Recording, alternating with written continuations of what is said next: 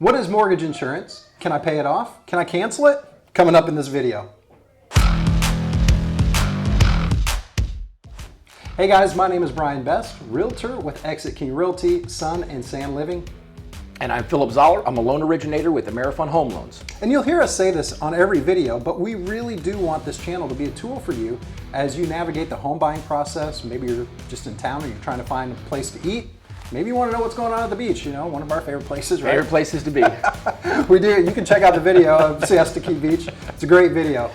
But yeah, one of the things we love to do is just making sure that we help educate you in the process. That's right. That's right. So do us a favor, guys. Like the video, subscribe to the channel. It helps the community grow, and me and Brian can continue to put out content for you guys. And we make new friends along the way. That's right. Lots of them. All right, Phil, today we're going to talk about mortgage insurance. And there's a difference between private mortgage insurance and mortgage insurance premium. I hope I got that right. Yep. But you know, this is really why I have Phil here, because this is the world that he lives in on a daily basis. I could give you guys this information on private mortgage insurance, but it's coming from a realtor and not a mortgage broker. So I figured this would be a good topic for us to hit, and you know, you're gonna run us through. You know, let's start off with what is mortgage insurance. So mortgage insurance in a nutshell is an insurance policy that, unlike an insurance policy that you would hold to protect yourself, these policies are really put in place to protect the lender against default. All right, so based on the type of loan you have will determine the type of insurance you need, correct? That's correct. Yeah, so with a conventional loan, you're going to have something called private mortgage insurance. This is an insurance policy that's going to protect the lender against default, right? And so once you reach 80% loan to value with a conventional loan, that PMI will be removed. With an FHA loan, that's not the case. Unfortunately, you're going to carry that mortgage insurance for the life of the loan. Not only are you going to have the mortgage insurance that's going to be for the life of the loan, but you're also going to have something called a mortgage insurance premium, and that's going to be paid up front. This is front loaded. This is really what they're using to subsidize default, okay, right? And the way that they calculate that is they take the loan amount and they times 1.75%. So whatever that is, that's added on to the front end of the loan, and that's used to offset, like I said, default of other buyers in this program. Okay. So I think I heard you say conventional, once you reach the 80% loan to value, it falls away, That's right? correct. Yep. So if you're using a conventional loan, you get to that 80% loan to value, it's going to go away.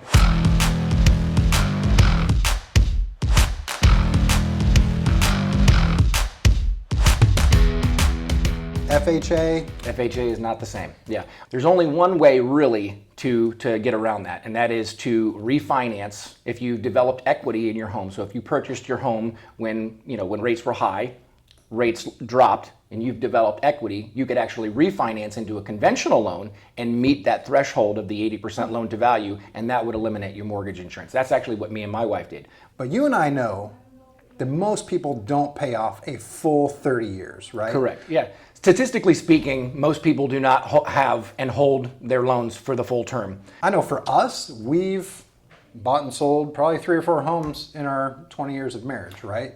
So you hold for 10, 15 years and then you sell, you're hardly ever going to pay out that full 30 years on that mortgage. It shouldn't be a deterrent if you don't have that, to be scared away because there's a mortgage insurance. It doesn't necessarily mean that you're going to be with it for the rest of your life. Right. Like we were saying, Yep. You can refinance once you reach the 80% loan to value into a conventional loan, and that will eliminate it as well. There actually is one other caveat. If you're doing an FHA loan and you're not just simply putting the 3.5% down, if you put 10% down, so half of the 80% or the 20% Yep. required, you can actually have the mortgage insurance fall off on the 11th year, but you're mandated to pay the full 10 years. Okay. And that's only if you put 10% down. If you put 3.5% down, it is for the life of the loan. That's good to know. It's a caveat. That's good to know. Right. Okay.